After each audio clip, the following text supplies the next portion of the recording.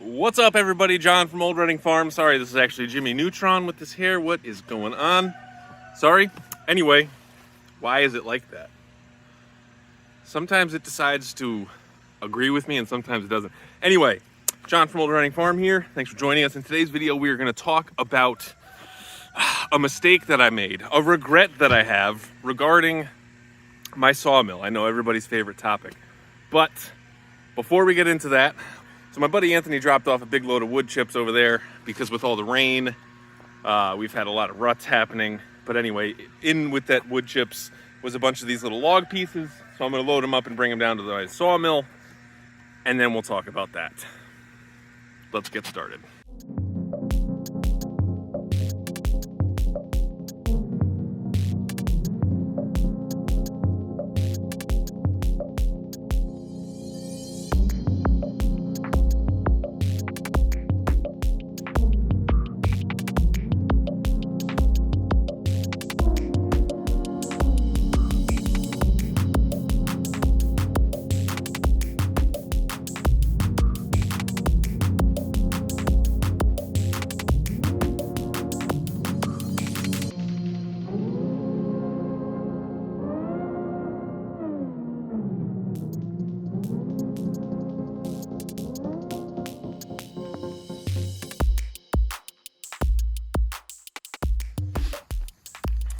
All right, so now we're down here in the wood yard, and I apologize, it's a little bit messy down here, but you're just gonna have to deal with it. We've been super busy lately, cranking out chainsaw carvings.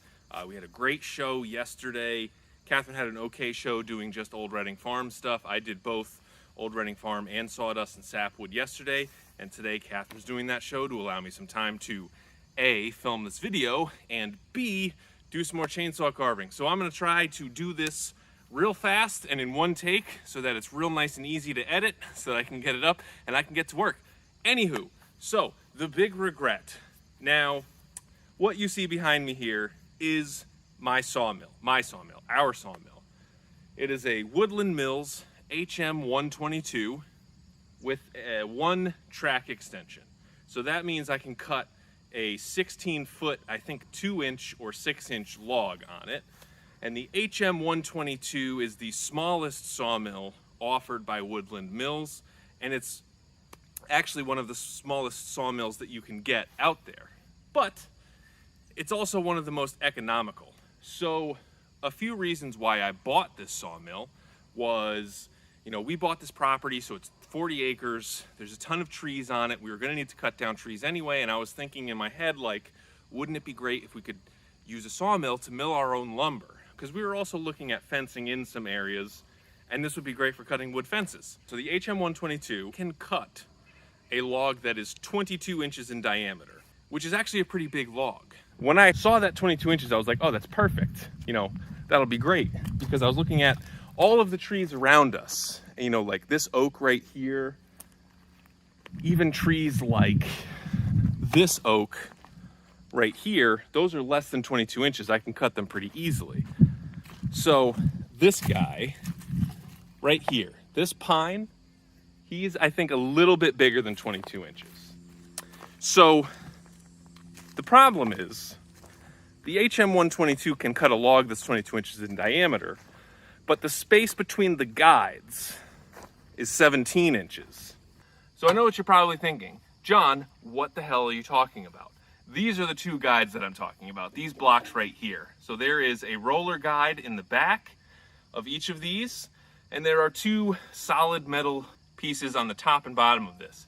And that's so when this blade is cutting through the wood going this way, so this head slides to and from, and so when this blade is cutting through the wood, these 2 guides make sure that the blade stays nice and straight.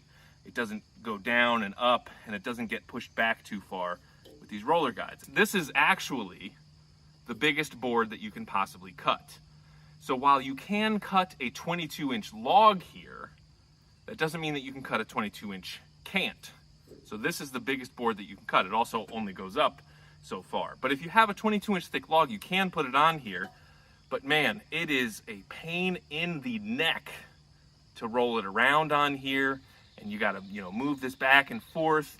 And so when you're cutting through and you think you have a curved log right here, so if you are maxing this out with the biggest log that you can put on here, and you have the curved log right here, if there's any sort of little obstruction or, you know, a knot, something like that, you have to then go through with a chainsaw and cut that off. You have to back this off.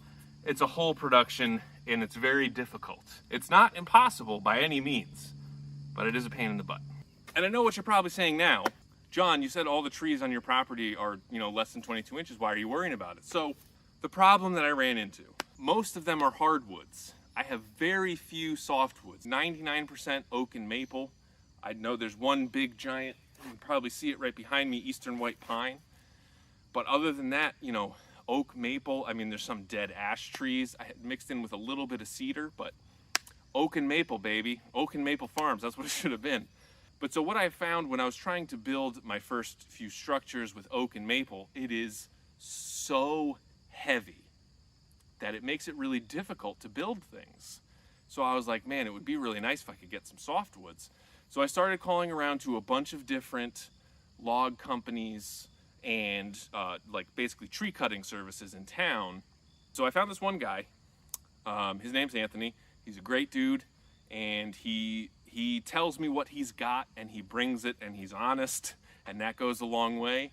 And he very rarely ever brings me garbage stuff, and if he does, he always tells me, and it's like, you know, hey, I got this good stuff, but it's mixed in with this, do you still want it? That sort of thing, which I think, you know, is great, and I love that, and he's a great dude. Anyway, so he started to be able to bring me some pine, and initially, he brought me softwood that was like perfect, and it was like the right shape and length, and I could just make, I mean, I made so many mushrooms out of those pine logs, because they were like the perfect size, like this, like I think it's like 12 inches around. Like worked the perfect size for me to be able to cut and carve, perfect size. But then he started to hit me with, you know, some larger trees, and I was like, okay, well maybe I can just sort of cut those down a little bit. You know, I also wanted to carve some bigger bears too, which I did, and I think I've sold 2 or 3 of the larger sized bears for a few $100, which is great. And I'm talking, you know, like 5-6 feet. And I still have some logs for that. And I do want to spend some time doing that, but I also, like, it's these, you know, trying to keep up with inventory is really tough. But anyway, building with pine is so much easier. So this is my chainsaw carving shed, and this is all done, I think, with mostly spruce and hemlock. And then, you know, the slabs on the outside are just, you know, whatever. But putting this together was so much easier with spruce and hemlock because it's so much lighter when you cut it. So the other reason why we got the HM122 was the cost. Obviously, it's the cheapest. I think it was between like that and Harbor Freight were the 2 cheapest mills that you can get. And it's just like, not going with Harbor Freight on that. But also, you know, looking at my tractor, which is a pretty good sized tractor, you know, but it can only lift so much. So I was, you know, also in thinking about what we needed, I was like, okay, so the trees here will fit the 122. My tractor can lift stuff that are going to fit on the 122. We don't really need a bigger mill than that.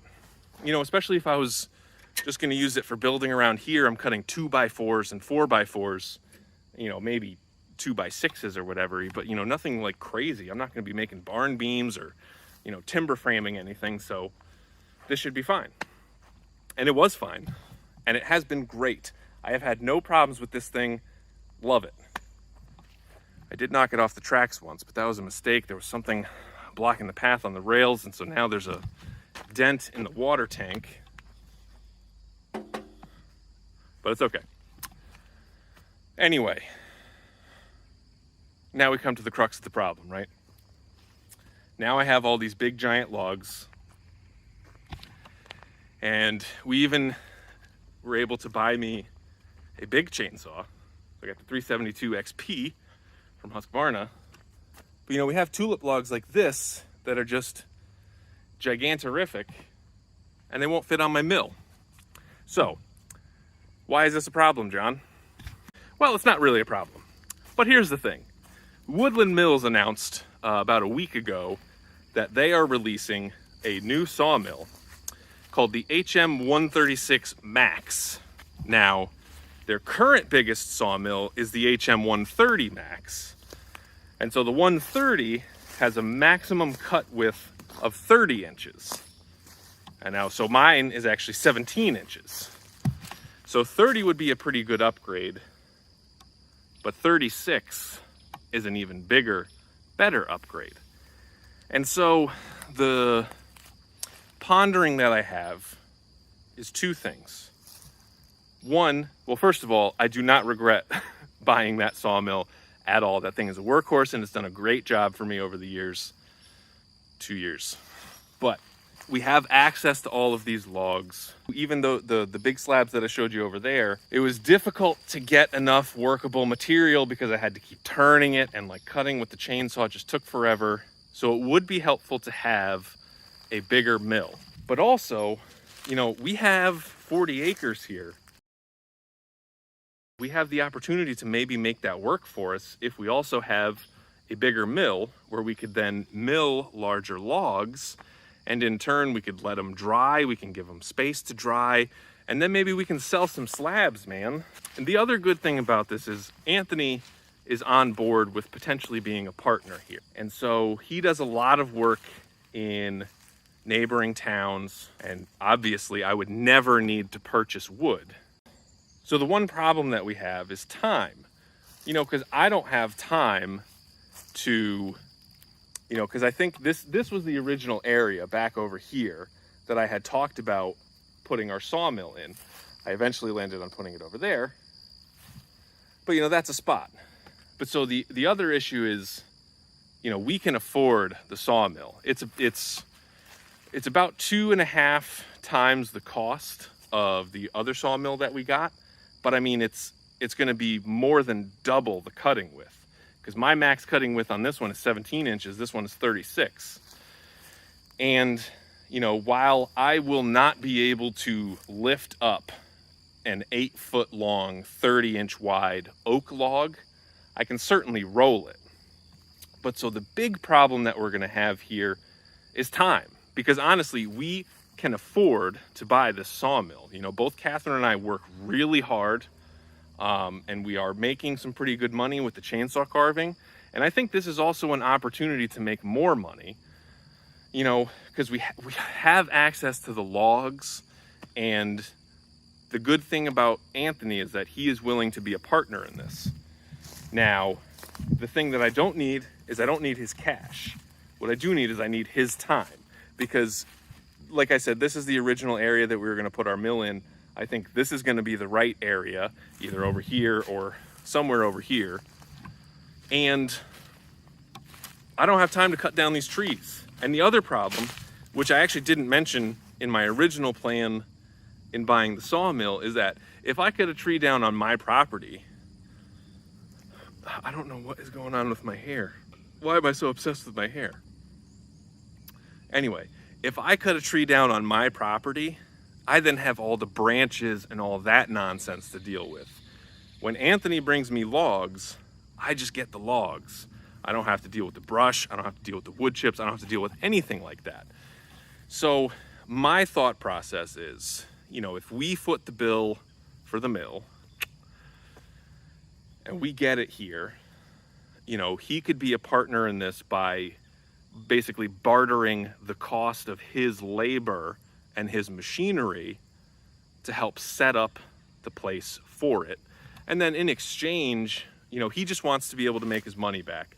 So if he puts in, I don't know, $1,000, let's just say, for easy reference, and we give him, you know, 25% of our sales going forward until he makes his money back or something like that, and then whatever. I mean, I feel like I'm making a Shark Tank deal here, but something like, you know, he's a partner in this. He can get a commission bump if he sells some slabs. Then if he brings me, you know, 10 loads of pine logs, I can also cut them down so that they're the right size for me, and it'll be a lot quicker than trying to, you know, mill them with the chainsaw or my little sawmill. So that's what I'm thinking. And I don't know if this is crazy or convoluted, but honestly, this mill is not that much. And so here's the thing. So Kat has always told me, get the biggest one you can afford. And that was not what I did with the little sawmill. I got the smallest one that we could get because that's what I felt really met our needs. And I think it has, and it's done a terrific job so far. And so the way that I'm also looking at this is that this is not just an upgrade, because if we just went out and got like the current largest mill that they had, the HM 130 Max, you know, that would be a pretty significant increase in size. But for just a little bit more, now they have an even bigger one. And, you know, the benefit is I have experience with this company. We also have the stump grinder that they make for the tractor. So I'm familiar with their customer service. I'm familiar with their craftsmanship, and they do a great job. So I'm comfortable with that. I think it would also be exciting to get the first, you know, biggest sawmill that they make. I think that would make for some pretty interesting content. And I think it's an opportunity to potentially, you know, increase the things that we do, increase the way that we can make some money, you know, because we're looking at the next couple of months as us being super busy chainsaw carving, super busy, you know, knitting hats, going to craft shows, doing all this stuff. But then like January through like April, it's going to be a little bit of downtime. And so if we can turn that into money-making territory, even better. So that's what I'm hoping. I talked to Catherine a little bit about it, and she's mostly on board, I think. We just need to figure out all the details, because like I said, we need to make sure that Anthony can bring his log truck all the way down here. You know, no more single trips with the tractor bringing logs down. If he wants to be part of this business, I need him to own it too. So anyway, let me know what you guys think. If you have any questions, leave them in the comments down below, and thanks again for watching.